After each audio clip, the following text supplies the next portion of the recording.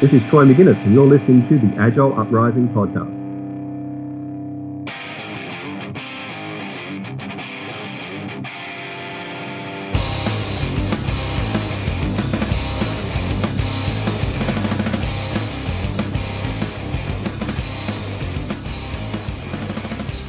Greetings and welcome to another edition of the Agile Uprising podcast. I'm this evening's host, Hrcsko, and joined with me is board member Chris Murman. Say hello, Murman.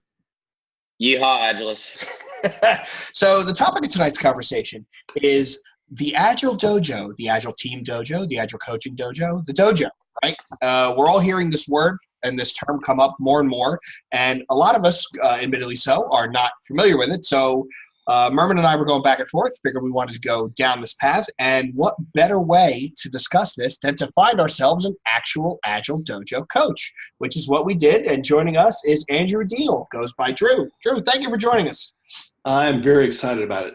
And we are happy to have you. So to give everybody a little bit of backstory, and I guess to start the episode off, showing how much, I guess, naivete that both Chris and I have, we came up with a first pass agenda that we sent to Drew to have him look over, to go over some feedback.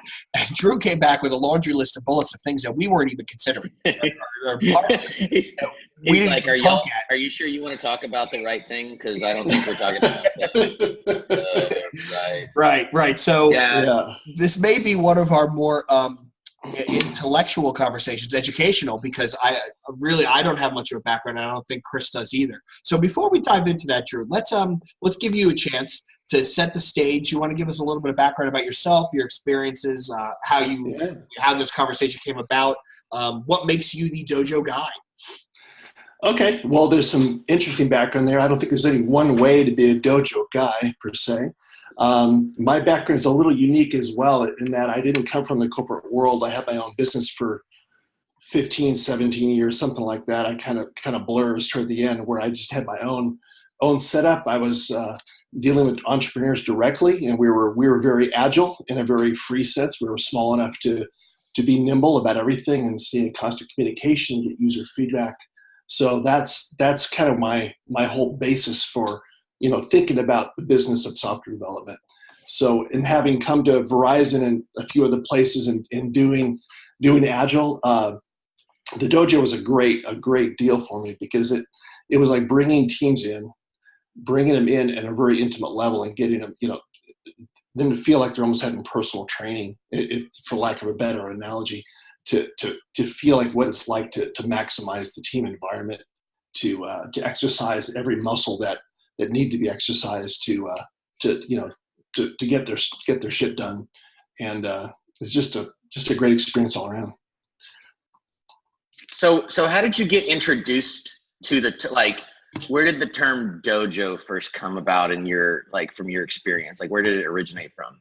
Yeah, luckily I was Verizon was in a place where I was kind of seeing something shut down, some kind of opportunities go away. And we hired a guy named Ross Clanton in Verizon, who was the target dojo guy who set up the transformation there. And when he came to Verizon, he wanted to start dojos, and I was happy to join into that whole deal. I first heard about the whole dojo experience of 6 weeks and the 2.5 day sprints at one of our internal DevOps days. And from that, I was like all in. I was like, first of all, I got to investigate this thing. I got to see how it would work. And I was really connecting with the idea that you can take shorter iterations and really get the feedback cycle moving.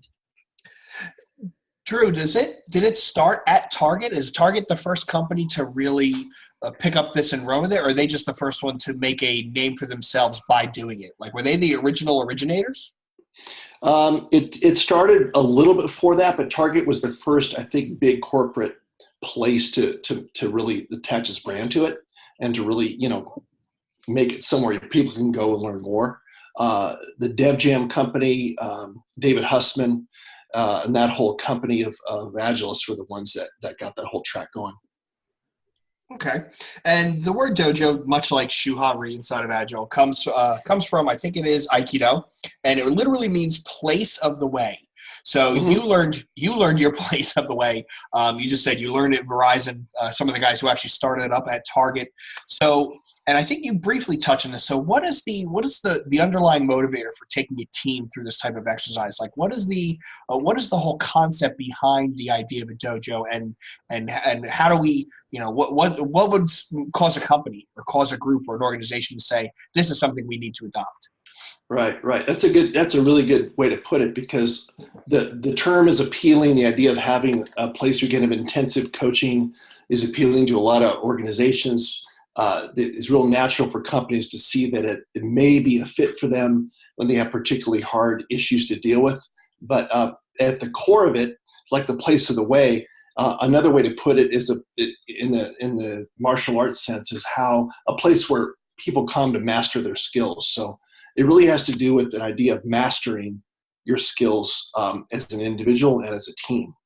So where that kind of plays back, or where that rebounds back to a company, is like, do I really believe in making our organization or a subset of our organization a learning group or a learning organization that would adopt this kind of approach? Is if all you want to do is fix things or enforce compliance in a more effective way, it wouldn't be as good of a fit for you versus a company that's saying we really want to transform into a learning organization. So if I'm going to put it in Agilese, right, it really comes from companies that aren't just looking to adopt, but to also transform.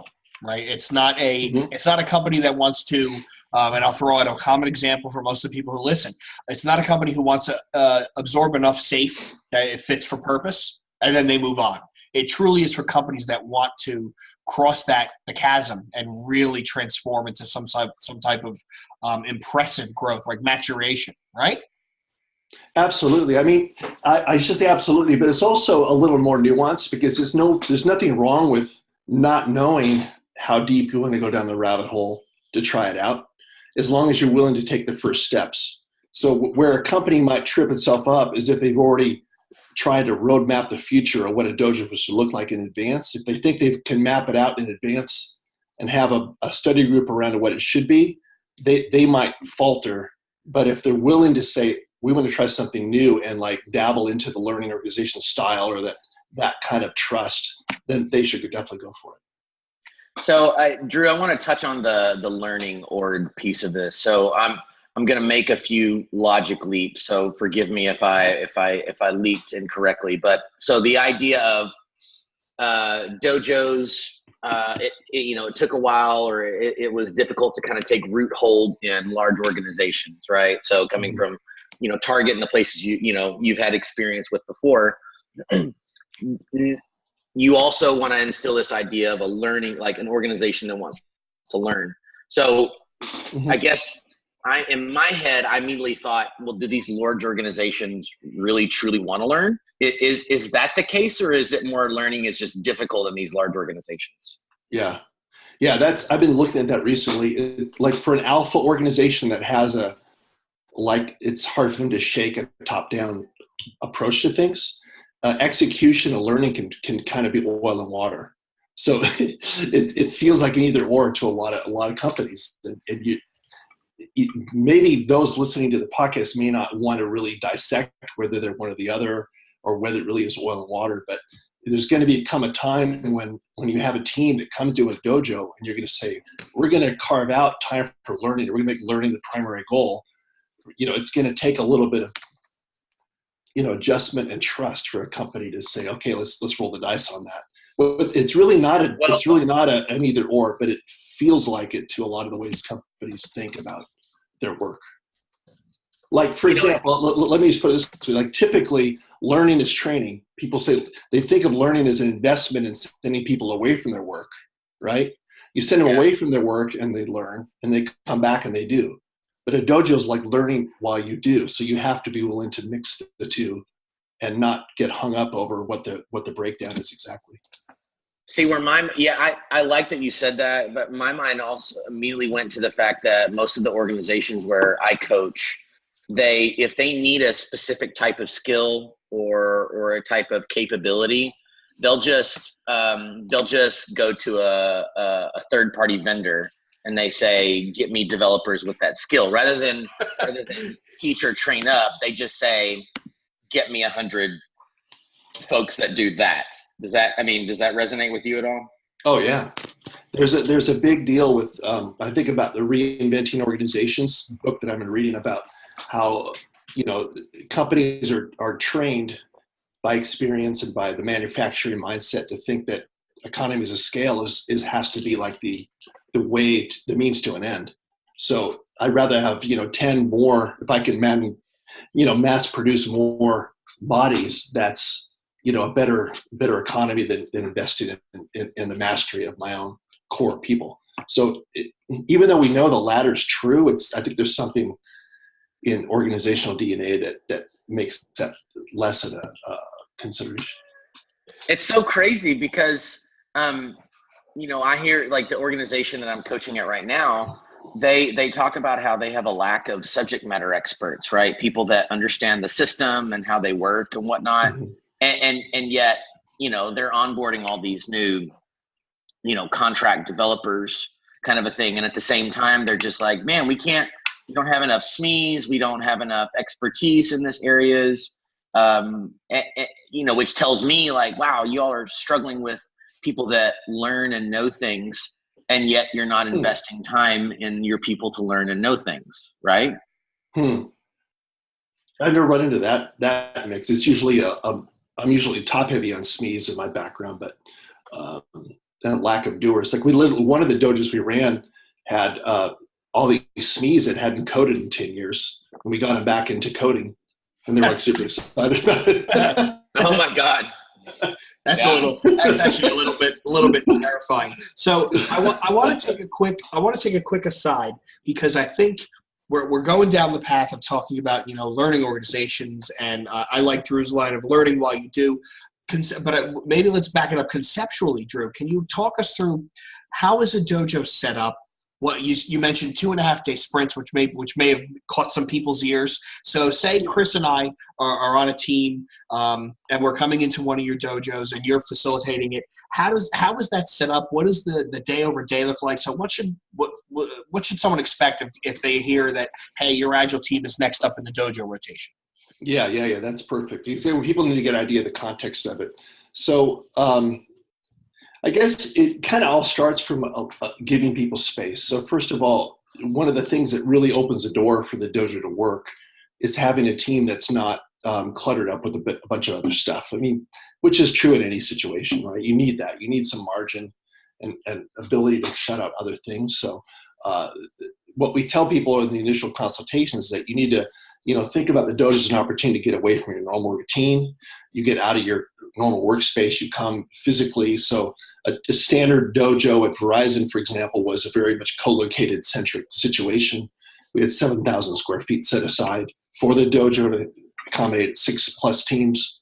Well, 6 was kind of max, I would say, to come in and take 6 weeks out of the normal schedule, bring a backlog of things, particularly sticky wickets or a good thing to bring in that you really need to focus on. Like cloud migration was a really great one, because that's one of many kinds of things where you're going to get around to it someday, but you need a lot of ability to focus to get it done. So we would look for that kind of work for a team to be interested in doing. Call them into the consultation, make sure they had leadership support, make sure they had the margin in their time, make sure they had a rough idea of who was going to be there, not necessarily fully blown out or fully figured out. And then at the next point, we do a charter. So the charters, to me, were one of the most exciting things to do, because you aren't just scripting what they're going to do. You're actually just inviting them in to really imagine what they could do. So that framing it that way and allowing them to narrow down from this broad, disparate understanding of what was really going to happen into like a clear set of goals and measures to me, it was eye-opening. Just being trained in charters, and really, that was one of the most areas of prescriptive knowledge for a coach to learn, was how to charter well. So I really took that on. I really loved that whole approach and getting it wrong and learning how to make room for the team to talk, and kind of learning how to be a coach almost through that. That's awesome. I never not to cut you off, Drew, I never would have thought that you had to write a charter going in. But now that I look back, one of the cooler interviews I got to do was with Karen Martin, who wrote the book on value stream mapping. And her whole premise is you start with a value stream mapping charter. Mm-hmm. And it talks about what you're going to do, what you're not going to do. And that was eye-opening to me. But now that I hear you talk your way through it, that does make perfect sense. You basically define, I'm assuming, that bounding box, right? Here's what we're setting out to do. Here's what we're really looking to come away with, and here's the construct that we're going to do it in, right? Yeah, exactly. Awesome. A lot of times when teams get work, they know the what and the how. They know the what and figure out the how, but they don't know the who and the why. And so the charter kind of allows teams to get exposed to things that a lot of times reserved just for the product owners and management. So they get kind of brought in to really own the bigger picture. So when I think of a charter, right, and I don't, surely I can't be the only one in our audience that's doing this, but I think of the old school project charters that we used to do in our waterfall days, kind of a thing. And when I think of charters in more of an agile sense, I think of like the whole team doing like a working agreement. So can maybe those that might be missing a bit of the context behind this whole charter that you're referring to, like can you maybe lay out some examples, or what specific things are we chartering as a dev group? Yeah, that's a great, and I have the luxury of not having had to deal with the older other versions of chartering, so I'm kind of singular. Yeah, I'm kind of fresh and singular. As Murman is sitting there off screen having flashbacks and shaking. I just took 7 shots of Jameson. All right, so a quick outline of our charters. We're basically 4-hour meeting. We tell them to schedule up to 4 hours. Get all the people in the room that we think are going to be on the team, including some stakeholders. Part 1 is intros. Part 2 is the team name and the team elevator pitch. What is it we're after? And as we're doing the charter, we're thinking in terms of going from this broad understanding that may or may not exist among the members into narrowing it down. So you get how can we agree on the broad picture of things, and then we narrow it down as we go. So that's kind of the mindset that I've adapted more and more going in. And then from that elevator pitch is kind of the broadest sense. So we go from goals and measures. Now we're basically just going through maybe almost 2 hours at a time could be caught up in the goals. What are our goals? And then we make the measures juxtaposed to each goal to make sure there's like acceptance criteria. But we don't use Scrum terms in that sense. We just want the team to kind of relax and enjoy talking about what would it mean to reach that goal. So they put those down, and we're putting them on big, stickies or some kind of a visual thing or something, some kind of poster board, a whiteboard deal. And, they just kind of getting more used to that. So from that on, we do a couple of quick things like the community map, which is a nice little way of saying who's in what group. Helps team members to know who's a builder, who's a buyer, and who's a banker. Just kind of that 3-part deal. And that actually, in a way, that's a small part, but it's also a big part for a lot of team members don't have any sense of thinking about design or product thinking about we're building for the customer, building for the user. So who in our team is a buyer? Who in the team would actually use this thing? So, nobody's on the team that's going to use this thing. Maybe we should readjust who's going to be on the team. So we start to get into some of the cross-functionality planning, even in the mixed with the charter. So they get involved in who they want to have on the team to cover all the bases there, have a stakeholder on the team as well. So then we go at this point, we go into a learning or skills matrix where we see who knows what on the team and who can teach. So this is one of the part that really resonates is we're there to learn. The idea of a dojo is you're there to learn, but the coaches aren't going to be the only teachers. Your teammates are going to be teachers too. So by putting that matrix together, the different skills we need for the project, who knows it, who wants to learn it, we kind of map out a lot of our stories, a lot of our learning stories are going to be built off of based on that learning matrix. So that all leads up at the end of the charter. The last hour or so is going to be the working agreements. So that's where it's right. A lot of other ones. So you get into like, what do we care about? What are we going to do? When are we going to show up?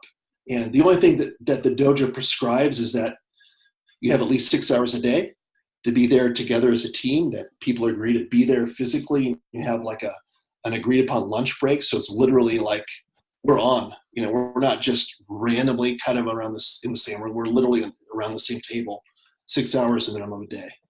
So that's the only thing that we expect from them in terms of what we prescribe, and the rest is all up to them. And how long does it typically go for, Drew? Is it a 2-week thing, like a typical iteration, like a Scrum sprint? Is it longer than that? Does it really depend? It's usually 6 weeks. Oh, okay.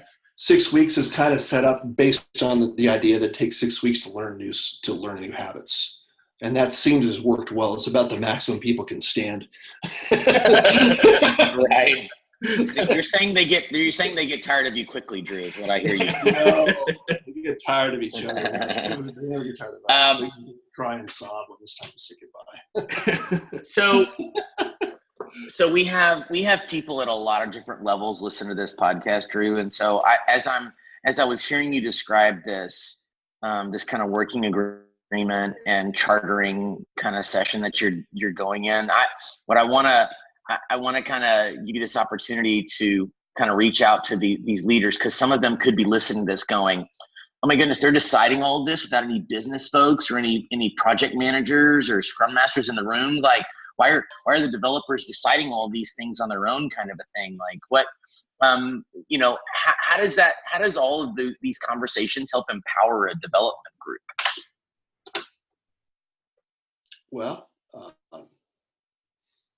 when you think, in terms of what attracts people to do it, in my experience, the developer teams themselves rarely, there's some times where they come out and they found that we're there. We've marketed internally at Verizon and other places, and they would come. But more often than not, it's usually a development manager of some kind who needed more bodies but couldn't get them any other way except to join us. Right. We would overcome this misunderstanding quite often that no, we're not extra bodies on your team.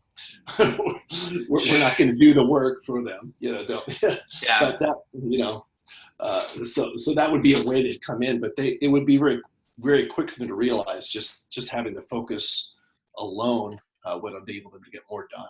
So it kind of connected to that. I don't know if it's exactly what you asked, but there would oftentimes be this thing like, oh, we were told if we come to the dojo, we'll get the job done. We'll get twice as much done half the time or something like that.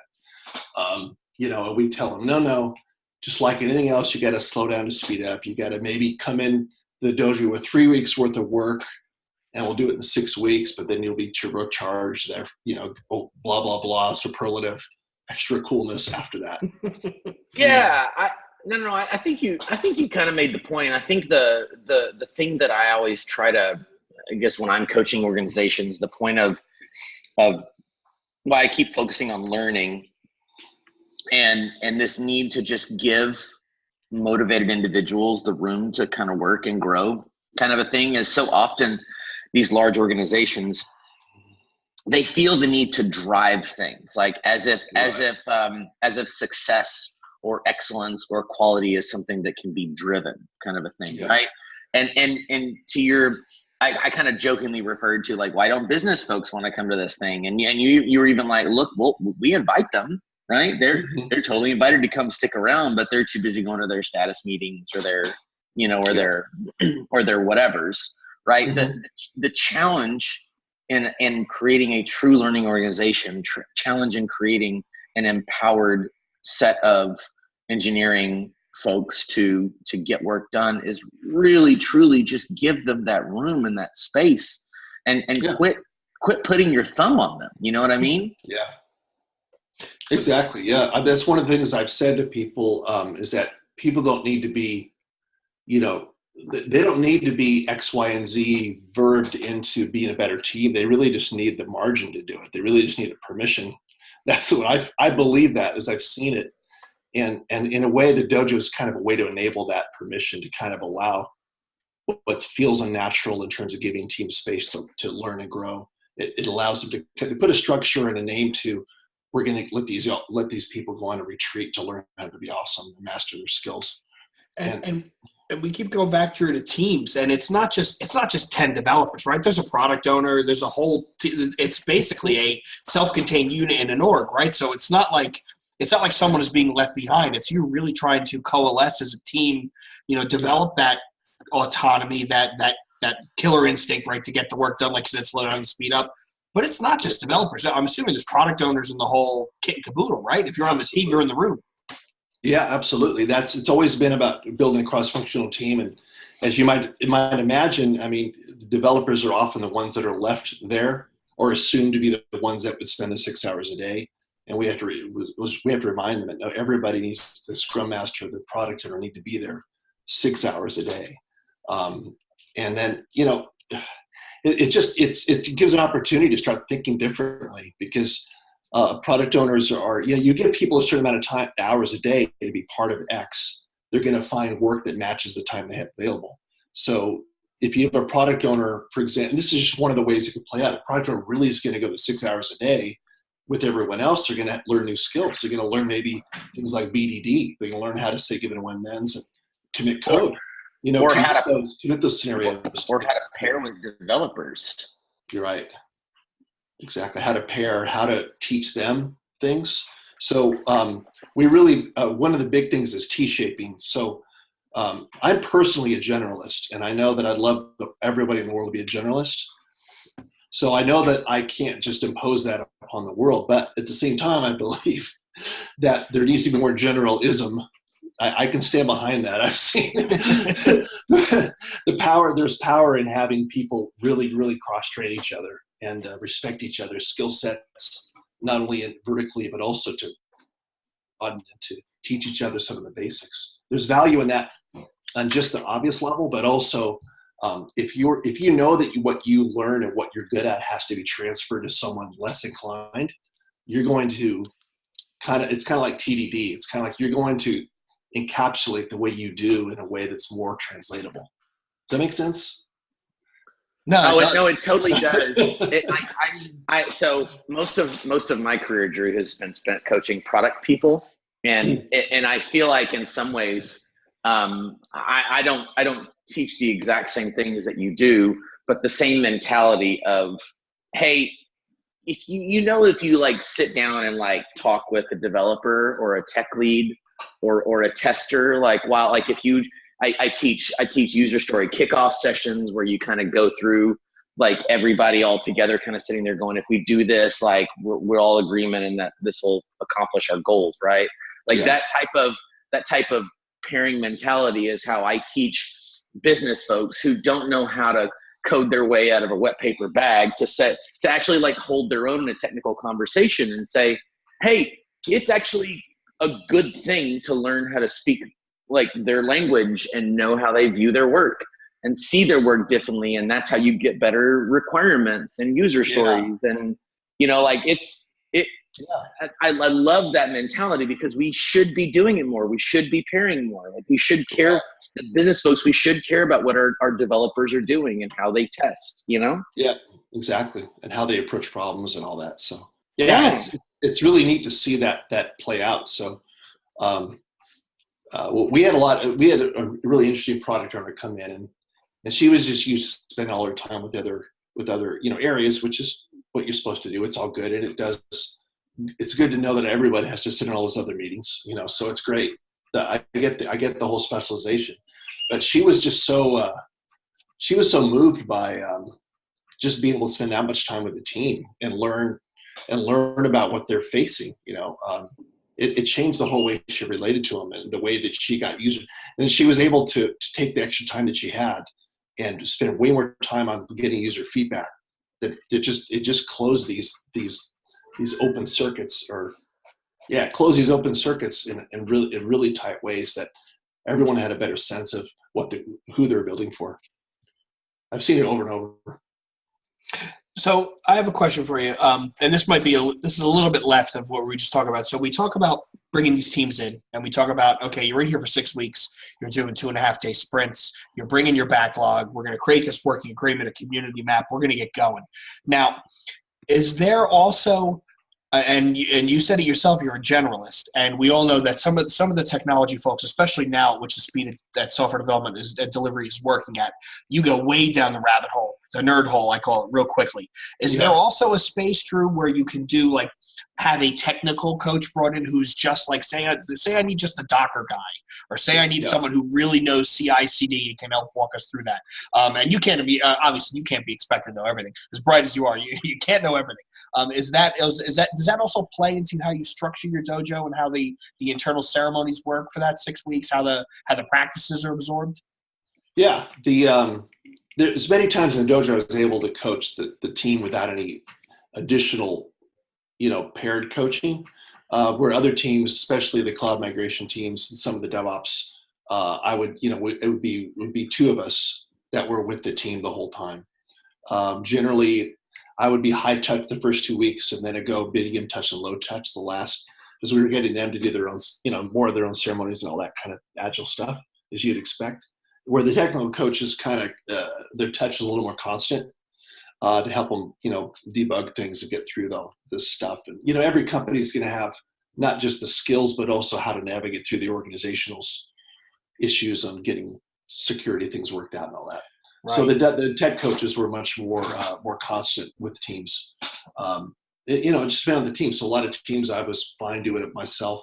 That's really where it's free.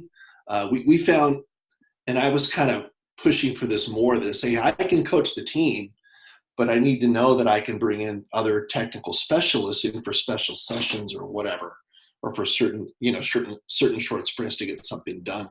So I like playing kind of a triangle offense. We would call it. It's kind of ways we put it in at my last gig. Meaning an offense that it takes years to learn correctly, and then only one coach can coach it correctly. And no. As the basketball nerd in the room, I would like to point out that the triangle offense is way outdated, and we should not use these. It's pace and space. It's pace and space game. Okay, Murman. As Tex Winter knocks on your door. Yeah. So you see Steve. Yeah. Seeing Steve Kerr took it to another level, basically.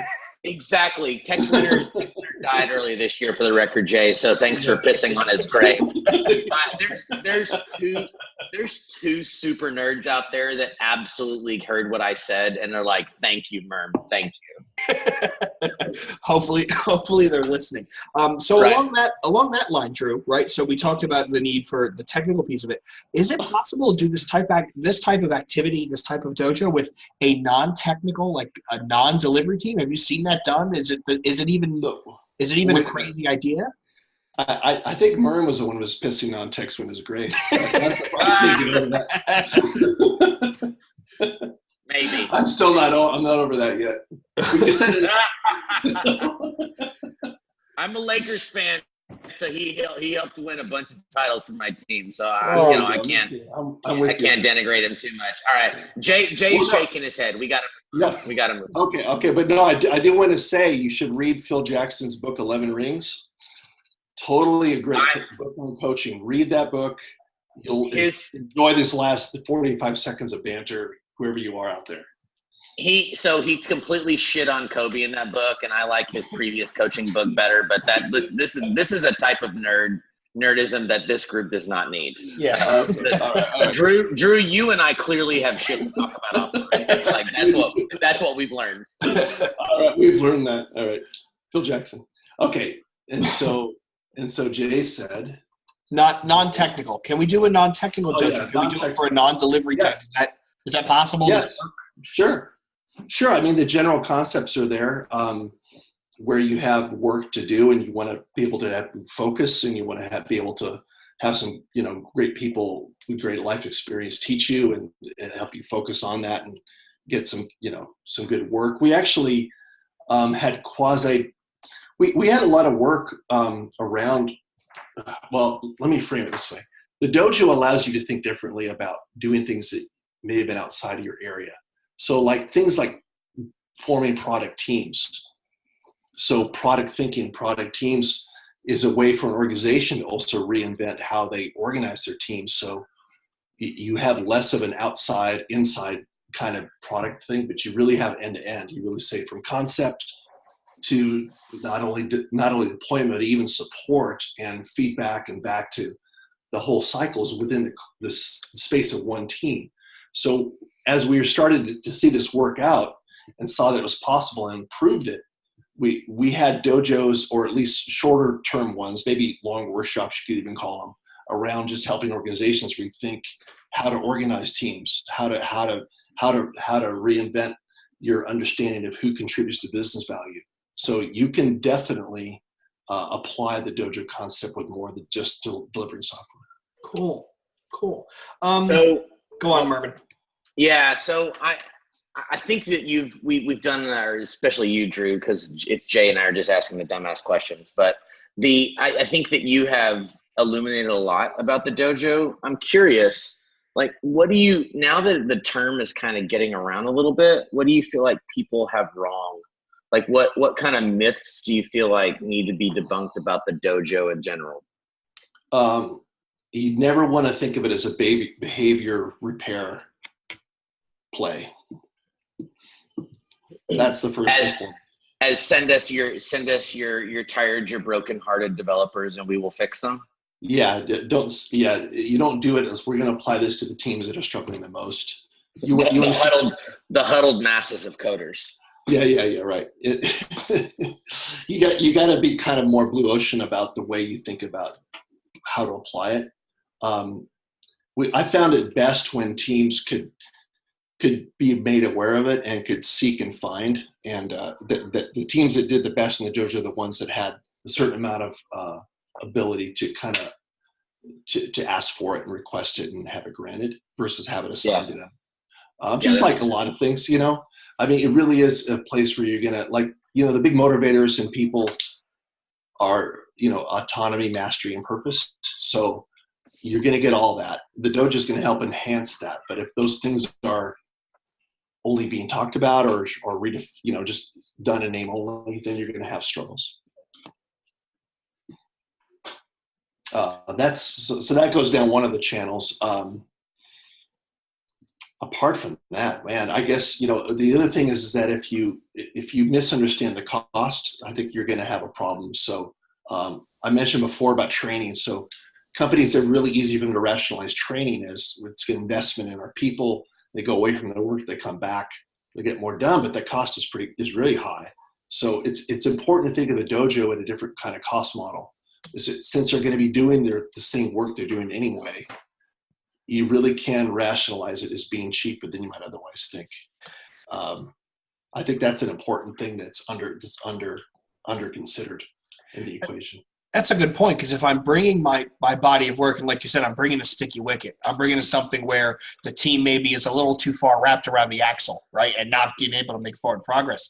It's actually cheaper than sending them away to a training course, because while they're and I'm doing gratuitous air quotes here, while they're training, while they're learning, they're also doing the work. They're doing constructive work along with it. Yeah, they're going to deliver work, and they're going to learn some lean aspects of creating knowledge assets are going to be assets for other people to go back following their trail. Hopefully, I mean, if they're, depends on what they focus on.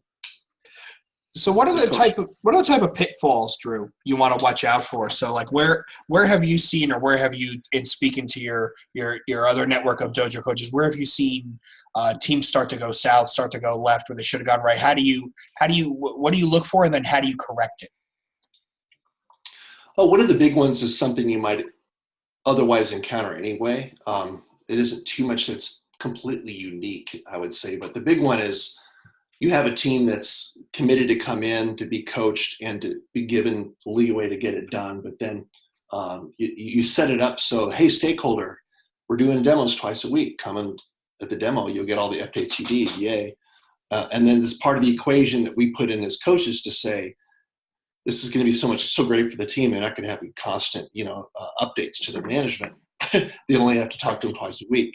So you set up that whole equation, and you're so happy about it. But then you hear like a week or two down the line that the management's calling them on the side after hours, all around the edges of it, and demanding all these reports and things. So then people get burnt out, and you don't even know why until you're like halfway through it. So that's one of the big ones. So just So what we've done to mitigate that is where we basically have a weekly call with the manager to help them, to help them understand what's going on and see if there's things that they need or they're not seeing that they're expecting, whatever they're expecting that that we didn't promise, along the way are mitigating factors that they care about. And we also sometimes use it as a chance to coach them if we're interested in ways to think about product teams and product thinking and even business values. Like a few of the management teams have said, hey, why don't we read this book? Why don't we join the book club? Art of Business Value, Mark Schwartz. Be great for you to hang out with us around that book. Which is one of my favorite books. So it's like in a way, you're kind of teaching stakeholders about the pain points of interruptions, like in a dojo in a very rapid format. Because I mean, let me tell you, and you have to have felt this. I mean, all three of us have to have felt this before. Is there's nothing like you have a planning session, regardless of how big or small your planning session is. We say, let's do this. And then as soon as the developer goes off on their own, their dev manager comes up and says, hey, I know they said work on this, but actually you work on this instead. And by the way, right. I'm your actual boss, so go work on this shit, right? Yeah. Yep. Well, I mean, it happens. It's not all the time, but yeah, it's just so keeping in touch with the leadership's important and all that. So. Yeah, I mean, there's always been a mixed bag. There's never a pure success in each one. So there's always some kind of manner of mixed bag with them. So let me ask a sort of a weird question, Drew. We talk about 6 hours a day, and you get the whole team there, and they're all they're in it to win it. And we talked about all the benefits of a product owner who's sitting there spending 6 hours a day. Maybe he picks up behavior-driven development, right? Given when-thens and all that. Eventually, ideally, you get him working in Cucumber. Is it possible to do this sort of activity? And I know it's probably going to send your hackles up, but is it possible to do this sort of activity remotely? Has anybody tried it? Is there any experience with it? I mean, it doesn't seem that it would easily translate, but somebody somewhere is going to try it, because the reality is distributed teams and software delivery are just whether we like it or not, it's here to stay. So is that something that's been discussed, bandied, attempted? That's exactly the sticky wicket I'm trying to solve right now. It's been wild. I mean, at Verizon, we had this mandate; they must all be local. But then, of course, who is? So we dealt with mixed location teams right from the beginning. There was never a team that was there was rarely a team that was purely co-located. So we would have people on bridges, and you deal with all the standard stuff you deal with. We had our facilities were poorly designed for multiple bridge play, right, and have that work. So I was pushing for that early on, that we have teams, in more of an enclosed space so they can stay on the bridge better. It's really a tough deal. In my current gig, we're actually going with this idea that they're either all together or all remote, because there's that dynamic when you're all remote, then you're all on equal playing ground in terms of listening well and all that kind of thing. So now to really make it work remotely, I don't think there's any real there's no deal breakers on remote, but we have to really think about some of our collaboration tools, which is something we should probably think more about anyway.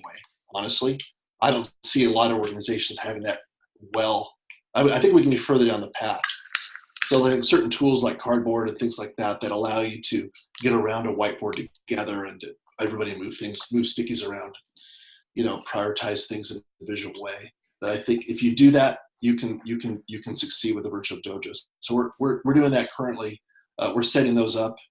One of the good examples is that one or two of the teams we had at Verizon had an offshore component. So we had to work out a deal. It's like, okay, the people offshore are going to have to work weird hours, or we are, and we worked at some kind of middle ground, and that worked well. Whereas the teams where we'd say, oh, well, we'll have a 2-hour overlap. You'll be 4 hours alone and 2 hours with us, and same here on the onshore side. And that just got harder. It's just more.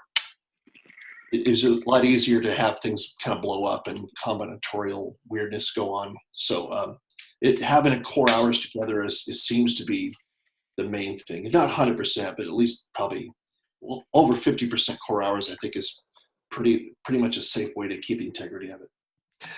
And I'll be honest. I mean, one of the transformations I've worked on in my career, everybody was co-locating. It was almost like a rare. I guess I've learned it's become a rarity that everyone was in the same building, and it actually made it easier. And some of the stuff I worked on later after that fact, teams are heavily distributed. People in different time zones, different parts of the country, different parts of the planet. So it's been. I do see the benefit of teams need to learn to work well together when they're not all in the same room, because that is, and not to say it's perfect, but it's the new normal, right? So I'm excited to hear that there is some chance there. I'm also a big proponent of the idea of if one person's remote, everybody's remote. So I think that's a powerful way to go about things, and I'm glad to hear that's an idea. Yeah. And just another technique around that too is we're used to having meetings be meetings. So when we're on a WebEx, we think of it as a meeting. We think that we're not getting work done. There's a lot of things that go into our assumptions about time on a bridge, right? We're not going to get work done. We're going to talk. We're probably going to spin. We're going to make decisions that only half of us are clear on. There's a lot of things about meetings that are just so dysfunctionally normal, if I could be that rude. Right. That like the idea is when we have to basically tell people we're going to be in a bridge all day. We're going to be on a bridge for 6 hours, and then we would just have to redefine it. We're not always going to be deciding. We're just going to work. It's like a working session with an occasional stand up. Like all the ceremonies you do in Scrum are ancillary to the bridge time rather than the whole reason you're on a bridge. So it's actually pretty liberating when you start to do it, because the ceremonies in Scrum are supposed to be ancillary to your working together, not the only time we work together. And so often, I'll bet it's happening where you work too, people out there, that's become, you have it upside down. And the dojo is one, if nothing else, if one of many reasons you'd like it, it helps really break up that fallacy. I'd just like to point out that we're 40-something, 50 minutes into this podcast, and the true reason for Jay's need to do this podcast comes out, which is how do I come up with a technique to get my distributed teams to code faster? Like now we've truly. I resemble that remark. We truly so the reason why all of Jay's podcasts go to distributed teams is because he's like, hey, how do I get my distributed teams to right. I'm trying to get all of you to solve all my problems. Yeah. Drew, I'm so sorry that you're part of this nefarious plot. What else can I help you with, Jay? Yeah. Here's also how he can get stakeholders to get behind his distributed teams format, right? Because if there's an agile hill I'm going to die on, it's going to be that remote and distributed teams are the norm, not the exception. And we need to get good at dealing with them in every way possible. And if it's a lot like, it's not like when you go through some personal coaching or you have an agile coach work with you. There's things you do well and there's things you don't. And if you really concentrate on the things you do well, you can almost make up for the things you don't. I think it's one of those things we need to get good at it. That's just my. I'd like to point out that the new Pope just explained to us recently that there is no such thing as a hell. So I don't think you're going to agile hell. I just think you're going to another strange place in the agile universe. I don't think it's going to be pretty, but at least it won't be hell. I would like to. So I know we're coming up on time, so we'll wrap it up. But I will say this: if there is an agile hell, I think we could spend an entire episode talking about. Oh my God, what that would be post-its where the post-its don't stick. That's the follow-up to our April Fool's fragile manifesto thing that we did last year. What is agile hell? And I would say that if there is an actual hell, I think it is personalized, because for me, I would be almost like Sisyphus, except I would be in a giant cat litter box scooping cat litter for all eternity, and the only thing I'd be able to hear would be Dave Matthews Band on repeat. This is coming from the dude that's been shoveling cats out of his lap the entire podcast through. There's like 7 inside jokes that you just haven't been moving to. And I'm so sorry. I'm so sorry. Well, guys, I'm gonna take this one home. So I'm gonna go around the horn. Murman, final thoughts? Anything you want to shout out? Anything? For all the business folks and leaders in the room, like, please hear this podcast as an invitation. Please sit with your developers. Please spend time with them. Please find opportunity to pair with them. I think that Drew's approach is great, not just for the technical folks that are trying to improve the way they work, but just overall, like our overall team health. Like, please find a developer and hug him or her and just pair with them, right? Just do it. It'll do your body good, or your backlog, one of the two. It'll do your backlog good. There's an advertising campaign in there that we need to copyright quickly. Drew, final thoughts.